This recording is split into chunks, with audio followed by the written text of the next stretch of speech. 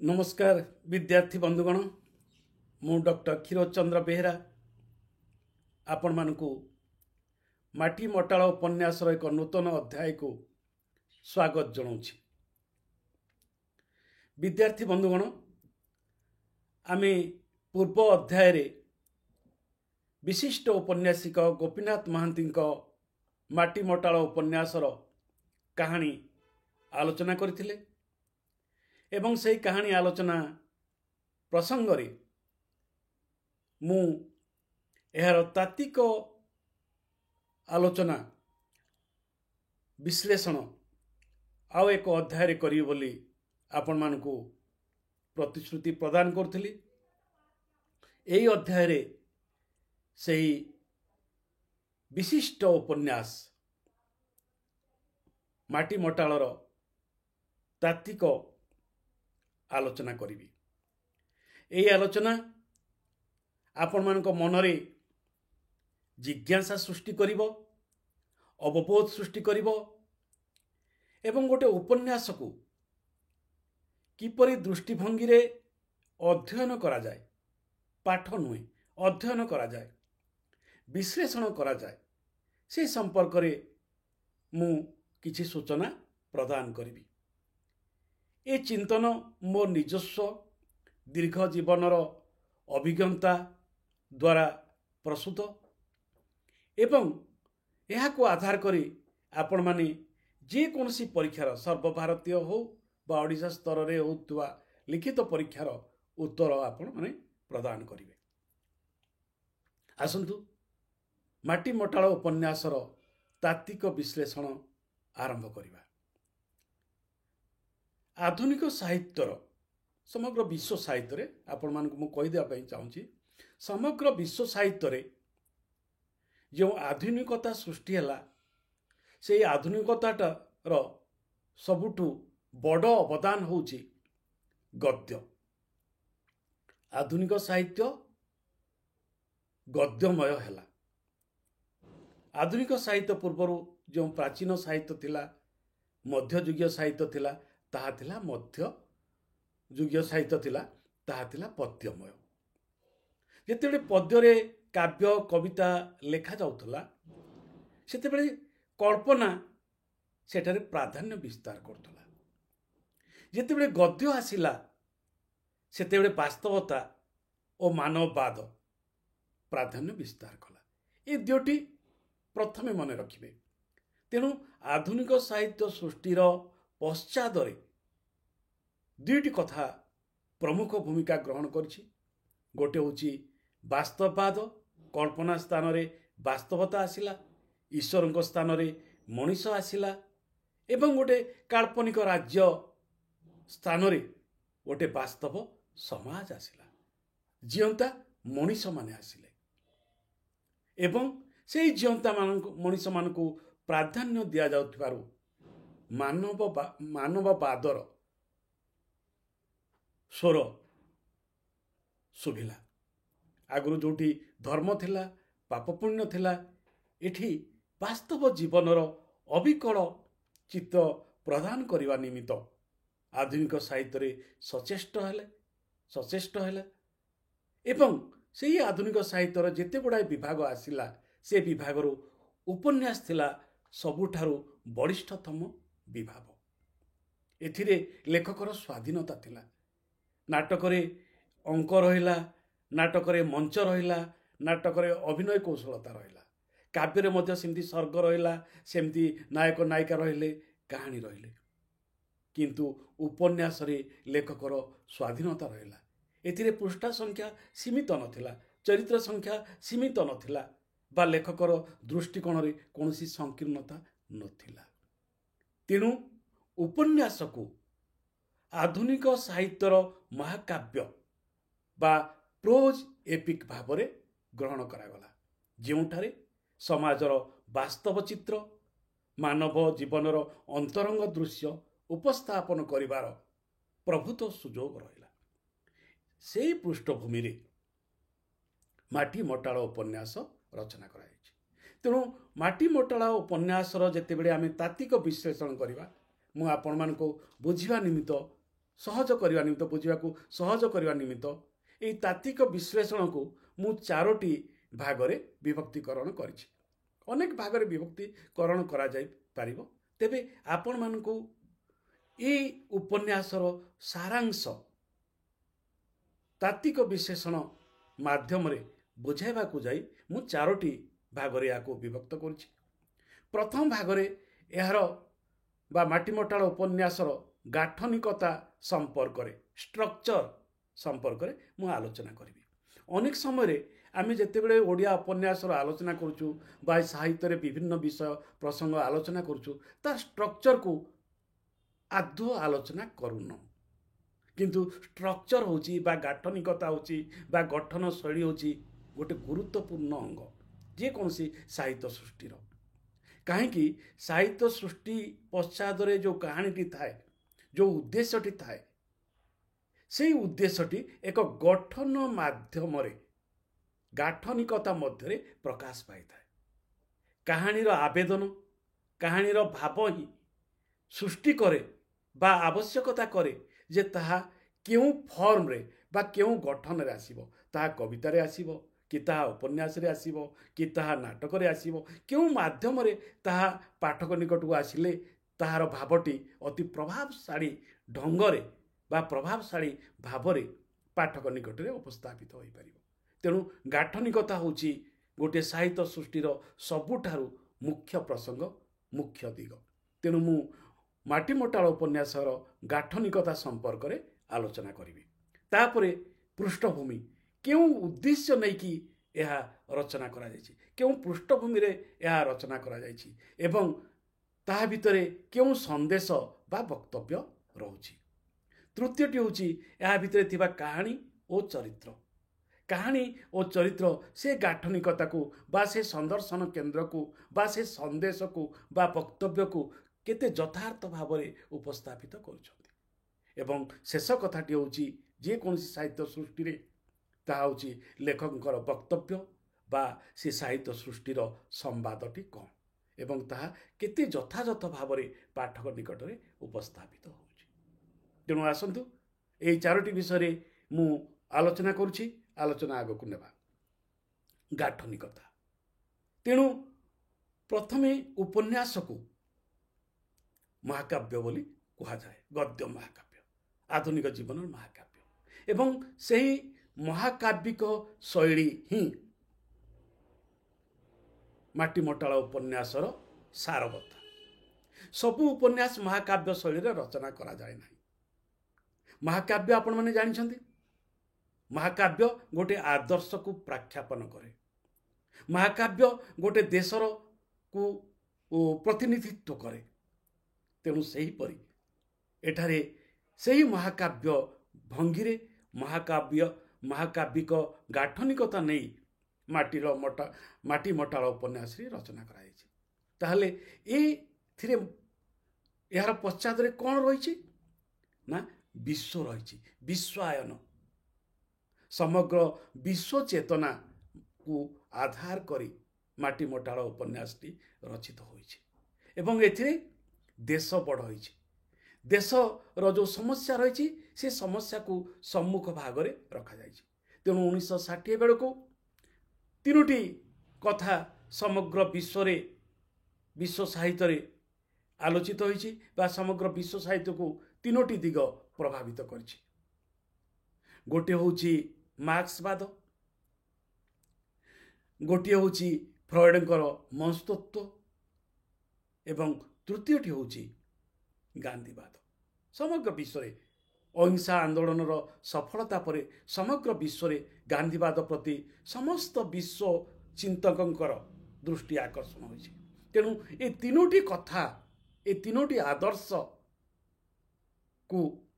ପ୍ରୟୋଗ କରାଯାଇଛି ମାଟିମଟାଳ ଉପନ୍ୟାସରେ ଏବଂ ତାହାର ସାରାଂଶରେ କହିଦିଆହେଉଛି ଗୋଟିଏ ପଟେ ପୁଞ୍ଜିବାଦ, ଆମେରିକୀୟ ସଭ୍ୟତା, ଅନ୍ୟପଟେ ଗୋଟେ ରୁଷୀୟ ସଭ୍ୟତା, ସାମ୍ୟବାଦ ଏବଂ ଆଉ ଗୋଟେ ପଟେ ଭାରତୀୟ ଆଦର୍ଶ ଗାନ୍ଧୀବାଦ। ଏବଂ ଗାନ୍ଧୀବାଦ ଓ ସାମ୍ୟବାଦ ଭିତରେ ଗୋଟେ ଅଭୂତପୂର୍ବ ସମୀକରଣ ଦେଖାଇ ଦିଆଯାଇଛି ଏବଂ ପୁଞ୍ଜିବାଦକୁ ଅଗ୍ରାହ୍ୟ କରିଯାଇଛି। ବହୁ ସ୍ଥାନରେ ଏ ଉପନ୍ୟାସର ବହୁ ଭାଗରେ ପୁଞ୍ଜିବାଦକୁ ଅଗ୍ରାହ୍ୟ କରିଦିଆଯାଇଛି ଏବଂ ସାମ୍ୟବାଦକୁ ଏବଂ ଗାନ୍ଧୀବାଦକୁ ସ୍ୱାଗତ କରାଯାଇଛି। ଯେମିତି ପୁଞ୍ଜିବାଦକୁ ଅଗ୍ରାହ୍ୟ କରିଛନ୍ତି ଲେଖକ 433 ପୃଷ୍ଠାରେ। ଉପନ୍ୟାସର 433 ପୃଷ୍ଠାରେ ପୁଞ୍ଜିବାଦକୁ କେମିତି ଅଗ୍ରାହ୍ୟ କରିଦିଆଯାଇଛି ଦେଖନ୍ତୁ। କହୁଛନ୍ତି, ମଣିଷ କହୁଛି ଦେଖ ମୋତେ, ସବୁଠୁ ବଡ଼ ମୁଁ, କାରଣ ମୋର ସମ୍ପଦ ଅଛି, ଶକ୍ତି ଅଛି, ଆଉ ସବୁଠୁ ବଡ଼ କଥା ଅଛି ବିଷ। କେତେ ମାରାତ୍ମକ କଥାଟା କହୁଛନ୍ତି। ତାହେଲେ ସମ୍ପଦ ମାଧ୍ୟମରେ ବା ଧନ ମାଧ୍ୟମରେ କ୍ଷମତା ଆସେ ଏବଂ ଧନ ଓ କ୍ଷମତା ଯେତେବେଳେ ଏକତ୍ର ହୋଇଯାଆନ୍ତି ତାହା ବିଷ ଭାବରେ କାର୍ଯ୍ୟ କରେ, ତାହା ମାରିଦିଏ, ମଣିଷକୁ ମାରିଦିଏ। ତେଣୁ 1960 ବେଳକୁ ଯେଉଁ ପୁଞ୍ଜିବାଦ ସଭ୍ୟତା ଗୋଟିଏ ପଟେ ଦେଖାଯାଉଛି, ତାହା ଯେ ସମଗ୍ର ବିଶ୍ୱ ସମାଜକୁ ବିଷରେ ରୂପାନ୍ତରିତ କରିଦେଇଛି, ତାହା ଏଠାରେ ଲେଖକ ଦେଖାଉଛନ୍ତି। ଏବଂ ତାହାର ପ୍ରେକ୍ଷାପଟରେ ଆଜିର ପ୍ରସଙ୍ଗ ଦେଖନ୍ତୁ। ଗୋଟିଏ ପଟେ ଯୁଦ୍ଧ, ଆତଙ୍କ କେଉଁଠାରୁ ଆସୁଛି? ପୁଞ୍ଜିବାଦୀ ସଭ୍ୟତାରୁ ଆସୁଛି। ସମଗ୍ର ବିଶ୍ୱ ସଙ୍କଟଗ୍ରସ୍ତ। ତେଣୁ ଆଜିର ଏକବିଂଶ ଶତାବ୍ଦୀର ଦ୍ୱିତୀୟ ଦଶକରେ ଯେତେବେଳେ ଆମେ ବାସ କରୁଛେ, 1964ରେ ରଚିତ ହୋଇଥିବା ମାଟି ମଟାଳ ଉପନ୍ୟାସରେ ତାହାର ପ୍ରତିଧ୍ୱନି ଶୁଣିବାକୁ ମିଳିଥାଏ। ଏ ହେଉଛି ଦିବ୍ୟଦ୍ରଷ୍ଟା ସାହିତ୍ୟିକଙ୍କର ଲେଖନୀରୁ ନିଃସୃତ ଭାବ। ଏହା ହିଁ ମହାକାବ୍ୟିକ ପରମ୍ପରା। ମହାକାବ୍ୟିକ ପରମ୍ପରାରେ ଗୋଟିଏ ଦେଶର, ଗୋଟିଏ ଭୂଖଣ୍ଡର, ଗୋଟିଏ ଜାତିର ଭବିଷ୍ୟତକୁ ଉଜ୍ଜଳକ ଭାବରେ ଦେଖାଇ ଦିଆଯାଇଥାଏ। ତେଣୁ ବିଶ୍ୱକୁ ଦେଖାଇ ଦିଆଯାଇଛି। ସେଥିପାଇଁ ସେ କହୁଛନ୍ତି, ମଣିଷ କହୁଛି, ମଣିଷ ଅହଙ୍କାରୀ, ମଣିଷ ଧନ ପ୍ରମତ୍ତ ମଣିଷ କହୁଛି ଦେଖ ମୋତେ, ସବୁଠୁ ବଡ଼ ମୁଁ, କାରଣ ମୋର ସମ୍ପଦ ଅଛି, ଧନ ଅଛି, ଶକ୍ତି ଅଛି, ଧନ ଥିବାରୁ ମୋର ଶକ୍ତି ଅଛି, ଆଉ ସବୁଠୁ ବଡ଼ କଥା ଅଛି ବିଷ, ଅର୍ଥାତ୍ ମୁଁ ଯାହାକୁ ଚାହିଁବି ତାକୁ ମାରିଦେଇ ପାରିବି ମୋର ଧନରେ ଏବଂ ମୋର କ୍ଷମତାରେ। 433 ପୃଷ୍ଠାରେ ରଚନା କରୁଛନ୍ତି, ଲେଖୁଛନ୍ତି ଗୋପୀନାଥ ମହାନ୍ତି। ଏହା ହିଁ ମହାକାବ୍ୟିକ ଉଚ୍ଚାରଣ। ଏବଂ ସେଇଠି ଫେର ସେ କହୁଛନ୍ତି ସିନ୍ଥେସିସ୍ରେ, ଗାଠନିକତାର ମହାକାବ୍ୟର ସିନ୍ଥେସିସ୍ରେ ସେ କହୁଛନ୍ତି 878 ପୃଷ୍ଠାରେ, ସେଟା ଥିଲା 433 ପୃଷ୍ଠାରେ, 878 ପୃଷ୍ଠାରେ 1031 ପୃଷ୍ଠାର ଏ ଉପନ୍ୟାସ। ସେଠି ସେ କହୁଛନ୍ତି ଚୀନ, ଆମେରିକା, ରୁଷ, ଦକ୍ଷିଣ ଆଫ୍ରିକା, ଭାଗବତ, ତେଲଘଣା, ମହାତ୍ମା ଗାନ୍ଧୀ, ଏକ ପୃଥିବୀ ଏକ ପରିବାର। ଏ ହେଉଛି ସାରାଂଶ 878 ପୃଷ୍ଠାରେ। ଏଥିପାଇଁ ଯେତେବେଳେ ଏଠି ଚୀନ କଥା କୁହାହେଉଛି, ଆମେରିକା କଥା କୁହାହେଉଛି, ରୁଷ କଥା କୁହାହେଉଛି, ଦକ୍ଷିଣ ଆଫ୍ରିକା କଥା କୁହାହେଉଛି, ତା ସହିତ ଭାଗବତ କଥା କୁହାହେଉଛି, ତା ସହିତ ତେଲଘଣା ଓଡ଼ିଆ ଗ୍ରାମୀଣ ପରମ୍ପରାର କଥା କୁହାହେଉଛି, ମହାତ୍ମା ଗାନ୍ଧୀଙ୍କ କଥା କୁହାହେଉଛି ଏବଂ ଏକ ପୃଥିବୀ ଏକ ପରିବାର କଥା କୁହାହେଉଛି। ତେଣୁ ପୋଷ୍ଟ ଗ୍ଲୋବାଲାଇଜେସନ୍ 1990 ପରେ ଯେଉଁ ବିଶ୍ୱାୟନ ଆସିଲା, ଗ୍ଲୋବାଲାଇଜେସନ୍ ଆସିଲା, ସେ ଗ୍ଲୋବାଲାଇଜେସନ୍ ସମଗ୍ର ବିଶ୍ୱକୁ ଏକତ୍ର କଲା। କିନ୍ତୁ ତାର ବହୁ ପୂର୍ବରୁ ଗୋପୀନାଥ ମହାନ୍ତି ମାଟି ମଟାଳ ଉପନ୍ୟାସରେ ଏକ ପୃଥିବୀ ଏକ ପରିବାର କଥା କହୁଛନ୍ତି। ସମଗ୍ର ବିଶ୍ୱକୁ ଏକ ପରିବାର କଥା କହୁଛନ୍ତି। ବସୁଧୈବ କୁଟୁମ୍ବକମ୍। ଏ ହେଉଛି ଆମର ଭାରତୀୟ ପରମ୍ପରା, ଭାରତୀୟ ଐତିହ୍ୟ, ଭାରତର ଅସ୍ମିତା, ପ୍ରାଚ୍ୟ ଅସ୍ମିତା। ତେଣୁ ସେହି ପ୍ରାଚ୍ୟ ଅସ୍ମିତାକୁ ଆଧାର କରି ମହାତ୍ମା ଗାନ୍ଧୀଙ୍କ ଭାବାଦର୍ଶକୁ ଆଧାର କରି ତାର ଗାଠନିକତାକୁ ନେଇକି ରଚନା କରାଯାଇଛି ମାଟି ମଟାଳ ଉପନ୍ୟାସ। ତେଣୁ ଏହା ମହାକାବ୍ୟ, ମହାକାବ୍ୟିକ ଧାରାରେ, ମହାକାବ୍ୟିକ ଗାଠନିକତାରେ ମାଟି ମଟାଳ ଉପନ୍ୟାସ ଗଠନ କରାଯାଇଛି। ଏବେ ଏହାର ପୃଷ୍ଠଭୂମି 1960 ବେଳକୁ ପୃଷ୍ଠଭୂମିରେ ଏହା ରଚନା କରାଯାଇଛି।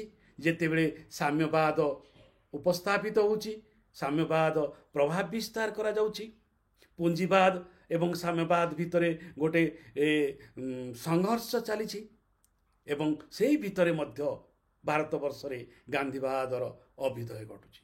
ତେଣୁ ଗାନ୍ଧୀବାଦ ସହିତ ସାମ୍ୟବାଦର ଯେଉଁ ଅଭିନ୍ନ ସମ୍ପର୍କ ରହିଛି, ମାର୍କ୍ସ ସହିତ ଗାନ୍ଧୀଙ୍କର ଯେଉଁ ଅଭିନ୍ନ ସମ୍ପର୍କ ରହିଛି ସେ ସମ୍ପର୍କକୁ ନେଇ ଏ ଉପନ୍ୟାସଟି ଅତି ବିସ୍ତୃତ ଭାବରେ ପ୍ରକାଶ ପାଉଛି। ଦୁଇଟି ପ୍ରସଙ୍ଗ ଆସୁଛି ଏ ସମ୍ପର୍କରେ ଆମେ ଦୁଇଟି କଥା କହିବା। ମାର୍କ୍ସ କହିଥିଲେ ଶ୍ରେଣୀ ରହିବ ନାହିଁ, ଧନୀ ଗରିବ ରହିବେ ନାହିଁ, ସମସ୍ତେ ସମାନ ହେବେ। ଗାନ୍ଧୀ କହିଥିଲେ ଜାତିଭେଦ ରହିବ ନାହିଁ। ଭାରତୀୟ ସମାଜ ବ୍ୟବସ୍ଥାରେ ଜାତିଭେଦ ହେଉଛି ସବୁଠାରୁ ବଡ଼ ପ୍ରତିବନ୍ଧକ ସାମ୍ୟବାଦ ପାଇଁ। ଏ ଉପନ୍ୟାସରେ ଏ ଦୁଇଟି ଯାକ ତଥ୍ୟକୁ ଦିଆହେଇଛି। ସେଥିପାଇଁ ନାୟକ ରବି ମଧ୍ୟରେ କୋଠଘର କଥା ଆସୁଛି। ସେଥିପାଇଁ ନାୟିକା ଛବି ସବୁ ଅଛବ ଘରକୁ ଯାଇକି ସମସ୍ତଙ୍କର ସେବା କରୁଛି। ତେଣୁ ଛବି ଓ ରବି ଭିତରେ ଦୁଇଟି କଥା ସମାଧାନ କରିଦେଇଛନ୍ତି ଗୋପୀନାଥ ମହାନ୍ତି।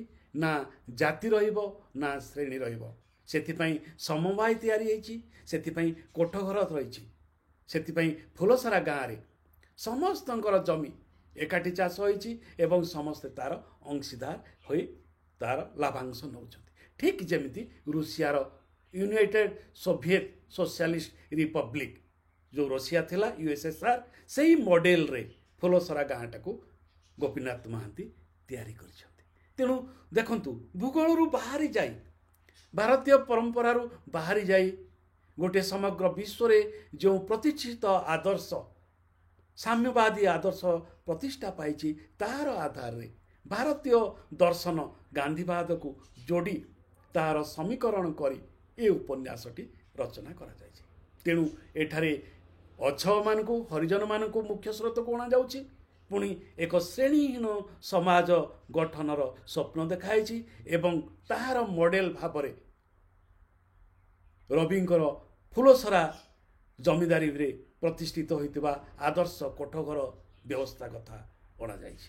ତେଣୁ ଏହା ହେଉଛି ସମଗ୍ର ବିଶ୍ୱର ଚେତନାକୁ ନେଇ ମାଟି ମଟାଳ ଉପନ୍ୟାସର ଏକ ସଂଶ୍ଳେଷଣ କରାଯାଇଛି। ଗାନ୍ଧୀବାଦ ଓ ସାମ୍ୟବାଦର ଏବଂ ପୁଞ୍ଜିବାଦକୁ ଅଗ୍ରାହ୍ୟ କରିଦିଆଯାଇଛି। ଶେଷରେ ଆସନ୍ତୁ ଚରିତ୍ରମାନଙ୍କ ମଝିରେ ଚରିତ୍ରମାନଙ୍କ କଥା। ଏଠି ସବୁ ଚରିତ୍ର ଗୁଡ଼ିକ ହେଉଛନ୍ତି ପାଟର୍ନ ଚରିତ୍ର ବା ପ୍ରତିନିଧି ଚରିତ୍ର। ରବି ଚରିତ୍ର ସବୁଠୁ ଯିଏ ନାୟକ, ସେ ଶିକ୍ଷିତ କିନ୍ତୁ ଚାକିରି କରିବ ନାହିଁ। ସିଏ ଦେଶ ଗଠନରେ ଭୂମିକା ଗ୍ରହଣ କରିବ ଏବଂ ଦେଶ ଗଠନରେ ସେ ନେତା ହେଉନାହିଁ, ସେ ସମାଜ ସେବା କରୁଛି ଏବଂ ସମାଜରେ ଯେଉଁ ଅଳନ୍ଦ ଗୁଡ଼ିକ ରହିଛି ସେ ଅଳନ୍ଦ ଗୁଡ଼ିକୁ ସିଏ ପୋଛିକି ସଫା କରିଦେଉଛି। ଜାତି ବ୍ୟବସ୍ଥାକୁ ଶ୍ରେଣୀ ବ୍ୟବସ୍ଥାକୁ ସେ ସାମ୍ୟବାଦର ଗାଥା ଗାଉଛି। ସେପଟେ ତାକୁ ସହଯୋଗ କରୁଛି ଛବି। ଏ ଛବିଟି ହେଉଛି ଅତି ଟିପିକାଲ ଚରିତ୍ର, ଅତି ଟିପିକାଲ ଚରିତ୍ର। ଛବିର ଉଚ୍ଚଶିକ୍ଷା ନାହିଁ। ଗୋଟେ ବିରାଟ ବଡ଼ ଐତିହ୍ୟବନ୍ତ ପରିବାରରେ ଜନ୍ମ ନେଇଛି। ବାପା ଥିଲେ ଜଣେ ଜମିଦାର ଏବଂ ସେଇ ଜମିଦାର ପରିବାରରେ ସେ ଯେତିକି ତାଙ୍କ ବାପାଙ୍କ ଚାହାଳିରେ ସେ ଯେତିକି ପାଠ ପଢ଼ିବା କଥା ସେତିକି ପାଠ ପଢ଼ିଛି। କିନ୍ତୁ ତା ଭିତରେ ଯେଉଁ ଚେତନା ଜାଗରିତ ହୋଇଛି ତାହା ହିଁ ଉଦାହରଣ ଯୋଗ୍ୟ। ତାହାଦ୍ୱାରା ସେ ନିଜ ଗାଁରେ ସମାଜ ସେବା କରିଛି ଏବଂ ନାରୀମାନଙ୍କର ନେତୃତ୍ୱ ନେଉଛି। 1960 ବେଳକୁ ଓଡ଼ିଆ ନାରୀ ଜୀବନରେ ବିଶେଷ ପରିଚାଳନା ମୋବିଲିଟି ନାହିଁ। ନା ଶିକ୍ଷା ଆସିଛି, ନା ଚାକିରି ଆସିଛି, ନା ଦେଶ ସେବା ଆସିଛି। ଠିକ୍ ସେତେବେଳକୁ ରମାଦେବୀ, ମାଳତୀ ଚୌଧୁରୀ ହେରିକା ଆସୁଛନ୍ତି, ମୁଖ୍ୟ ସ୍ରୋତକୁ ଆସୁଛନ୍ତି। ତେଣୁ ଏଇ ଛବି ଚରିତ୍ରଟି ଯଥେଷ୍ଟ ଶିକ୍ଷିତା ନ ହୋଇଥିଲେ ମଧ୍ୟ, ଗ୍ରାମ ଭିତରେ ଥିଲେ ମଧ୍ୟ ଗ୍ରାମର ସଂସ୍କାର ଓ ପରମ୍ପରାକୁ ସମ୍ମାନ ଦେଇ ଦେଶ ସେବାକୁ ଆଗେଇ ଆସିଛି। ତା ଭିତରେ ମୁଁ ଆଉ ଗୋଟିଏ କଥା ଲକ୍ଷ୍ୟ କରେ, ଛବି ଭିତରେ ରେବତୀକୁ ମୁଁ ଖୋଜିବା। ରେବତୀ ଘରେ ପାଠ ପଢ଼ିଛି, ଛବି ଚାହାଳିରେ ପାଠ ପଢ଼ିଛି ଏବଂ ରେବତୀର ବାପା ମଧ୍ୟ ପ୍ରଧାନ ଏବଂ ଏଠାରେ ଛବିର ବାପା ମଧ୍ୟ ଜମିଦାର ଏବଂ ସେହିପରି ଗୋଟିଏ ଆଭିଜାତ୍ୟ ପରିବାରରେ ଥାଇ ମଧ୍ୟ ରେବତୀର ଆଶା ପୂରଣ ହୋଇନାହିଁ, କିନ୍ତୁ ଛବିର ଆଶା ପୂରଣ ହୋଇଛି। ଛବି ମରୁଥିବା ମଣିଷମାନଙ୍କର ସେବା କରି ବଞ୍ଚେଇଛି। ନଈବଢ଼ିରେ ବାହାରି ଲୋକମାନଙ୍କର ସେବା କରିଛି, ରୋଗୀ ଲୋକମାନଙ୍କର ସେବା କରିଛି। ଯଥେଷ୍ଟ ପାଠ ପଢ଼ିନଥିବା ସତ୍ତ୍ୱେ ସେ ସମାଜର ମୁଖ୍ୟ ସ୍ରୋତରେ ସାମିଲ ହୋଇଯାଇଛି।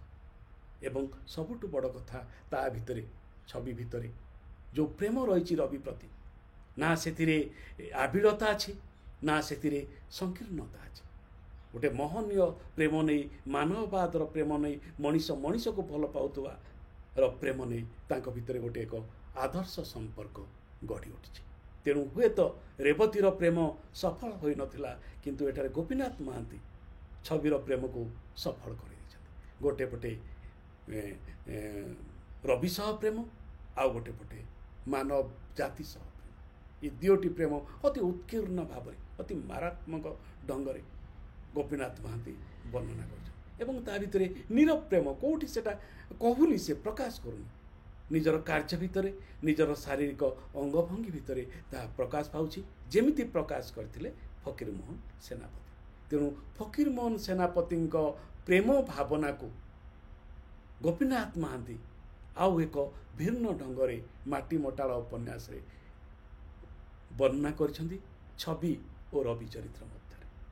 ଏବେ ଆସନ୍ତୁ ଏହାର ସମ୍ବାଦ କ'ଣ ଶୁଣିବା। ଏହାର ସିନ୍ଥେସିସ୍ ହେଉଛି, ମନେ ରଖିବେ ବନ୍ଧୁଗଣ, ମାଟି ମଟାଳର ସିନ୍ଥେସିସ୍, ସଂଶ୍ଳେଷଣ ହେଉଛି, ଶେଷ ସମ୍ବାଦଟି ହେଉଛି, ଜୀବନ ସରିଯାଏ ନାହିଁ, ସମୟ ସରିଯାଏ ନାହିଁ, ଆଗକୁ ବଢ଼ି ଚାଲେ। ପ୍ରବହମାନତା ହିଁ ଜୀବନର ଧର୍ମ। ତେଣୁ ମାଟି ମଟାଳ 1031 ପୃଷ୍ଠାର ଉପନ୍ୟାସ, ମାତ୍ର ତାହାର ପରିଣତି ନାହିଁ, ତାହା ଶେଷ ହୋଇନାହିଁ। ତେଣୁ ରବି ଓ ଛବିର ଗତି ଭିତରେ ଯେଉଁ ପ୍ରବାହମାନତା ରହିଛି, ଯେଉଁ ସମାଜରେ ପରିବର୍ତ୍ତନ ଆସୁଛି, ସମାଜରେ ନୂଆ ନୂଆ ଚିନ୍ତନ ଆସୁଛି, ସମାଜରେ ନୂଆ ନୂଆ ଭାବଧାରା ହେଉଛି, ଏବଂ ଗୋଟିଏ ଗ୍ରାମୀଣ ସଭ୍ୟତା କିପରି ଏକ ସହରୀ ସଭ୍ୟତା ଆଡ଼କୁ ଯାଉଛି, ତାହାର କଥା ଏଠି କୁହାଯାଉଛି। ତେଣୁ କୌଣସି ଗୋଟିଏ ଭାବପ୍ରବଣତାର ବା ଗୋଟେ ଆବେଗ ଭାବ ନେଇକରି ଗୋଟେ କାହାଣୀର ଦାୟରେ ଗୋଟେ ପରିଣତି ଆଡ଼କୁ ମାଟି ମଟାଳ ଉପନ୍ୟାସ ଯାଇନାହିଁ। ଯେଉଁ ଯାତ୍ରା ପ୍ରଥମେ ରବି ଆରମ୍ଭ କରିଛି, ଶେଷରେ ବି ସେଇ ଯାତ୍ରା ଆରମ୍ଭ କରିଛି। ତେବେ ଏ ଯାତ୍ରା, ପ୍ରଥମ ଯାତ୍ରାର ପଥିକ ଥିଲେ ରବି, ଶେଷ ଯାତ୍ରାର ପଥିକ ଥିଲେ ଛବି। ରବି ଫୁଲସରା ଗାଁରେ ଗୋଟେ ସଫଳତାର ଶୀର୍ଷ ସ୍ତରରେ ଉପନୀତ ହୋଇଛନ୍ତି। ସେହି ସଫଳତାର ଶୀର୍ଷ ସ୍ତରରେ ପହଞ୍ଚିବା ନିମିତ୍ତ ପାଟେରେ ଗାଁର ଛବି ଫୁଲସରା ଗାଁ ଆଡ଼କୁ ଆଗେଇ ଯାଉଛି। ତେବେ କେବଳ ଛବି ନୁହେଁ, ତା ସହିତ ଆଉ କିଛି ଲୋକ ଯେଉଁମାନେ ପରିବର୍ତ୍ତନକୁ ଚାହାନ୍ତି, ଯେଉଁମାନେ ଶ୍ରେଣୀ ଭିତରେ ବାନ୍ଧି ହେବା ପାଇଁ ଚାହାନ୍ତି ନାହିଁ, ଯେଉଁମାନେ ଜାତି ଭିତରେ ବାନ୍ଧି ହେବାକୁ ଚାହାନ୍ତି ନାହିଁ, ଯେଉଁମାନେ ଜାତିହୀନ ଶ୍ରେଣୀହୀନ ସମାଜରେ ବିଶ୍ୱାସ ରଖନ୍ତି, ସେଇମାନେ ଛବିର ନେତୃତ୍ୱରେ ଫୁଲସରା ଗାଁ ଆଡ଼କୁ ଆଗେଇ ଯାଉଛନ୍ତି। ଅର୍ଥାତ୍ ଫୁଲସରା ଗାଁ ଯେଉଁ ମଡେଲ ତିଆରି କରିଛି, ଯେଉଁ ଆଦର୍ଶ ତିଆରି କରିଛି, ଆସ୍ତେ ଆସ୍ତେ ସେ ଆଦର୍ଶ ଭାରତବର୍ଷର ବିଭିନ୍ନ ଗାଁକୁ ସଂକ୍ରମିତ ହୋଇ ଚାଲିଛି। ତେଣୁ ସାମ୍ୟବାଦୀ ଚେତନାର ବିକାଶ ଘଟିଛି, ଗ୍ରାମ୍ୟ ଜୀବନର ପୁନର୍ବିକାଶ ଘଟିଛି, ଗ୍ରାମୀଣ ଅର୍ଥନୀତିର ବିକାଶ ଘଟିଛି, ରବି ପରି ଉଚ୍ଚ ଶିକ୍ଷିତ, ଛବି ପରି ସାଧାରଣ ଶିକ୍ଷିତ ଯୁବକ ଯୁବତୀମାନଙ୍କ ଚେଷ୍ଟାରେ। ତେଣୁ ଏହିପରି ଏକ ସମ୍ବାଦ ଏଠାରେ ଦିଆଯାଇଛି। ତେଣୁ ପରିଣତିହୀନ ଏ ଉପନ୍ୟାସ ଜୀବନର ଗତି ପ୍ରବାହକୁ ସ୍ୱୀକାର କରିଥାଏ। ତେଣୁ ଗୋଟିଏ ଭୂଖଣ୍ଡର ଯାତ୍ରାକୁ ଏଠାରେ କୁହାଯାଉଛି, ଗୋଟିଏ ଭାରତବର୍ଷର ଯାତ୍ରାକୁ ଏଠାରେ କୁହାଯାଉଛି। ଆର୍ଥିକ ଯାତ୍ରା, ରାଜନୈତିକ ଯାତ୍ରା, ସାମାଜିକ ଯାତ୍ରାର ଚିତ୍ର ଏଠି ପ୍ରଭୂତ ଭାବରେ ରହିଛି ଏବଂ ଏହାକୁ ବାସ୍ତବବାଦୀ ଦୃଷ୍ଟିକୋଣରେ ଉପସ୍ଥାପନ କରାଯାଇଛି। କେତେ ଚରିତ୍ର ଅଛନ୍ତି, ଅସଂଖ୍ୟ ଚରିତ୍ର ଆସିଛନ୍ତି, ଅସଂଖ୍ୟ ଚରିତ୍ର। ସେ ଯେଉଁ ଛୋଟ ଛୋଟ ଚରିତ୍ରମାନେ ଆସିଛନ୍ତି, ତା ଭିତରେ ରାଧା କଣ୍ଡୁଣୀ ଅଛି, କାଳିଆ ସାହୁ ଅଛି, ଯୋଗୀ ପ୍ରଧାନ ଅଛି, ନୌକାନାୟକ ଅଛି, ଅପର୍ତ୍ତି ପ୍ରଧାନ ଅଛି, ସେବତୀ ଅଛି, ସେବତୀ ମା ଅଛି, ରଘୁ ଜେନା ଅଛି, ଧୋବେ ମିଶ୍ର ଅଛି, ଗୁରୁମା ଅଛନ୍ତି, କାଳି ଭାରିଜା ଅଛନ୍ତି, ସିନ୍ଧୁ ଚୌଧୁରୀ ଅଛନ୍ତି। ହଁ, ଚରିତ୍ରମାନଙ୍କ ଭିତରେ ଆଉ ଦୁଇଟି ଚରିତ୍ର କଥା ମୁଁ କହିଦିଏ। ଗୋଟିଏ ହେଉଛି ପଟ୍ଟ ମହାନ୍ତି, ରବିଙ୍କ ବାପା। ସେ ହେଉଛନ୍ତି ଜମିଦାର, ସେ ହେଉଛନ୍ତି ପୁଞ୍ଜିବାଦର ପ୍ରତୀକ। ଶୋଷଣର ପ୍ରତୀକ ଏବଂ ସେଇଠୁ ବିସ୍ଫୋରଣ କରି ରବିର ସୃଷ୍ଟି, ସୂର୍ଯ୍ୟର ସୃଷ୍ଟି। ରବି ହେଉଛି ସୂର୍ଯ୍ୟ। ତେଣୁ ବାପାଙ୍କ ଆଧିପତ୍ୟକୁ ସିଏ ଅସ୍ୱୀକାର କରି ଚାଲି ଆସିଛି, ଆଉ ଏକ ନୂତନ ସମାଜ ଗଢ଼ିଛି।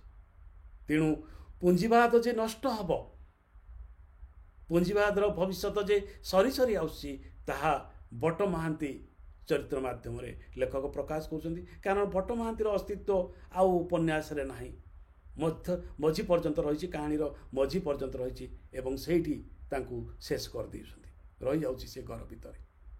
ପରିବର୍ତ୍ତିତ ସମାଜରେ ଜମିଦାରୀ ପ୍ରଥାର, ଶୋଷଣର, ଅନ୍ୟାୟର, ଅତ୍ୟାଚାରର କୌଣସି ପ୍ରଭାବ ନାହିଁ। ସେମାନେ ବଞ୍ଚିପାରିନାହାନ୍ତି, ବଞ୍ଚିପାରିବେ ନାହିଁ। ଏବଂ ଦେଖନ୍ତୁ 1960ରେ ଯାହା ଚିନ୍ତା କରୁଥିଲେ, ପରବର୍ତ୍ତୀ ସମୟରେ ଭାରତୀୟ ସମାଜ ବ୍ୟବସ୍ଥାରେ ଆର୍ଥିକ ବିନ୍ୟାସରେ ଜମିଦାରୀକୁ ଉଚ୍ଛେଦ କରିଦିଆଯାଇଛି। ଜମିଦାରୀ ପ୍ରଥା ଆଉ ନାହିଁ, ଆଉ ସୁଧ ମହାଜନୀ କାରବାର ଆଉ ନାହିଁ। ତେଣୁ ଗୋଟିଏ ଲେଖକ, ଗୋଟିଏ ଯୋଗଜନ୍ମା ଲେଖକ କେତେ ଆଗରୁ ଭବିଷ୍ୟତକୁ ଦେଖିପାରେ, ତାହା ଗୋପୀନାଥ ମହାନ୍ତି ଦେଖିପାରିଛନ୍ତି ଏବଂ ବଟ ମହାନ୍ତି ଚରିତ୍ରକୁ ସେହିପରି ଭାବରେ ତିଆରିଛନ୍ତି। ଆଉ ଗୋଟେ ପଟେ ସିନ୍ଧୁ ଚୌଧୁରୀ, ଦୁଇଟି ବିଶିଷ୍ଟ ଚରିତ୍ର ଉପନ୍ୟାସର। ଗୋଟିଏ ପଟେ ବଟ ମହାନ୍ତି, ଗୋଟିଏ ପଟେ ସିନ୍ଧୁ ଚୌଧୁରୀ। ବଟ ମହାନ୍ତି ଅନ୍ୟାୟ ଅତ୍ୟାଚାର ପ୍ରତୀକ, ଜମିଦାରୀର ପ୍ରତୀକ। ଅନ୍ୟମତେ ସିନ୍ଧୁ ଚୌଧୁରୀ ନ୍ୟାୟର, ସଚ୍ଚୋଟର, ସତ୍ୟତାର ପ୍ରତୀକ। ତେଣୁ ତାଙ୍କ ଭିତରେ ବିପୁଳ ସମ୍ପତ୍ତି ଥିଲେ ହେଁ ତାଙ୍କର ମାନବ ପ୍ରୀତି ତାଙ୍କ ସମ୍ପଦକୁ ରକ୍ଷା କରିନାହିଁ। କାରଣ ସେ ଦୁଃଖୀ ରକୀଙ୍କର ସେବା କରିଛନ୍ତି, ଅନ୍ୟ ଲୋକମାନଙ୍କ ସହ ମିଶିଛନ୍ତି, ଆଧିପତ୍ୟ ଦେଖାଇ ନାହାନ୍ତି, ସମସ୍ତଙ୍କ ସାଙ୍ଗରେ ମିଶିଛନ୍ତି। ତେଣୁ ଧନ ସମ୍ପତ୍ତି ସେ ଠୁଳ କରିପାରିନାହାନ୍ତି। ତେଣୁ ଭାଗବତ ହେଉଛି ତାଙ୍କର ପରମ ସାଥୀ। ଏ ଉପନ୍ୟାସରେ ଭାଗବତର ବହୁ ପଦ ଉଲ୍ଲେଖ କରାଯାଇଛି, ବହୁ ପଦ। ତେଣୁ ଭାଗବତର ଯେଉଁ ସାରାଂଶ, ସେଇ ଭାଗବତର ସାରାଂଶକୁ ଭାରତୀୟ ପରମ୍ପରାରେ ଆଣି ଗୋପୀନାଥ ମହାନ୍ତି ଶୋଇଛନ୍ତି। ତେଣୁ ଭାଗବତ ଓ ମାଟି ମଟାଳ ଉପନ୍ୟାସ ଭିତରେ ଗୋଟେ ଅଦ୍ୱୈତ ସମ୍ପର୍କ ରହିଛି, ଏ କଥା ମଧ୍ୟ ଜାଣିଥିବେ। ବହୁ ପ୍ରସଙ୍ଗରେ ଭାଗବତକୁ ଉଲ୍ଲେଖ କରାଯାଇଛି, ଭାଗବତର ପଦକୁ ଉଲ୍ଲେଖ କରାଯାଇଛି ଏବଂ ସିନ୍ଧୁ ମହାନ୍ତିକୁ ସେଇ ଭାଗବତ ପୁରୁଷ ଭାବରେ, ଜଣେ ପ୍ରାଜ୍ଞ ପୁରୁଷ ଭାବରେ ଉପସ୍ଥାପନ କରାଯାଇଛି, ଯିଏ ଝିଅ ଛବି ମାଧ୍ୟମରେ ନିଜକୁ ପ୍ରକାଶ କରୁଛନ୍ତି, ସମାଜ ସେବା କରୁଛନ୍ତି ଏବଂ ନିଜର ଖଇଷ୍ଣୁ ଜମିଦାରୀ ଆଧିପତ୍ୟକୁ ଛାଡ଼ି ଯାଉଛନ୍ତି, ନବଯୁଗରେ ବଞ୍ଚୁଛନ୍ତି। କିନ୍ତୁ ବଟ ମହାନ୍ତି ନିଜର କ୍ଷମତାର ଅଳିନ୍ଦ ଭିତରେ କଏଦୀ ହେଇଯାଉଛନ୍ତି। ତେଣୁ ଗୋଟିଏ ପଟେ ପୁଞ୍ଜିବାଦ, ଗୋଟିଏ ପଟେ ସାମ୍ୟବାଦ।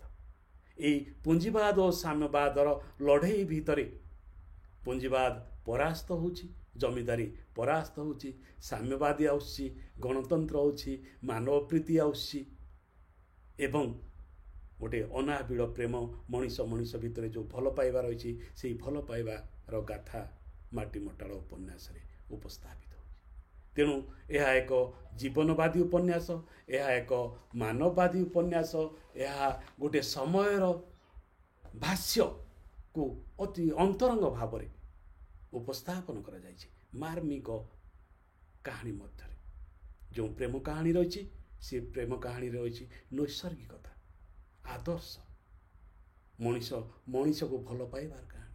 ତେଣୁ ଯେତେବେଳେ ଈର୍ଷା, ଦ୍ୱେଷ, ପରଶୀ କାତରତା ସମଗ୍ର ବିଶ୍ୱକୁ ଆଚ୍ଛନ୍ନ କରିଛି, ସେତେବେଳେ ଉଦାର ମାନବବାଦର ଗାନ, ସଙ୍ଗୀତ ଗାନ କରାଯାଇଛି ମାଟି ମଟାଳ ଉପନ୍ୟାସ।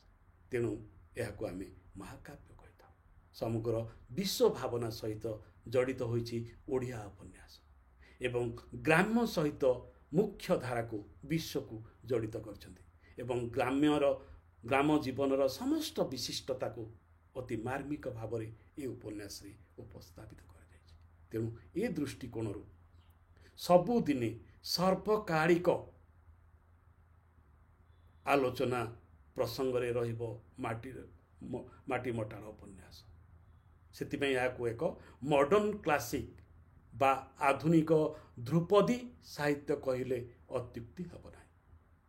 ମାଟି ମଟାଳ ଆଧୁନିକ କ୍ଲାସିକ୍, ଯେକୌଣସି ସମୟରେ ଏହି ଉପନ୍ୟାସର ପ୍ରାସଙ୍ଗିକତା ରହିବ, କାରଣ ଏହା ଦେଶ, କାଳ ଓ ପାତ୍ରର ସଂକୀର୍ଣ୍ଣ ଗଣ୍ଡିକୁ उत्कीर्ण कर अतिक्रम कर मानव समग्र विश्व मानव जातिर गाथा अंकित एणु ये उपन्यासटीर प्रासंगिकता सबुदिन विद्यार्थी बंधुगण मु भावुची आपण मानकु मोर ये आलोचना भल लगिवो आलोचनाटी केमिति लागिला निश्चय कमेंट बॉक्स रे लिखिबे एवं परवर्ती प्रसंग आमे कौन आलोचना करिवा से संपर्क रे मध्य आपण माने सूचना देले आपण मानकर कमेंट को मु अपेक्षा कली आज एठी रहूची नमस्कार धन्यवाद।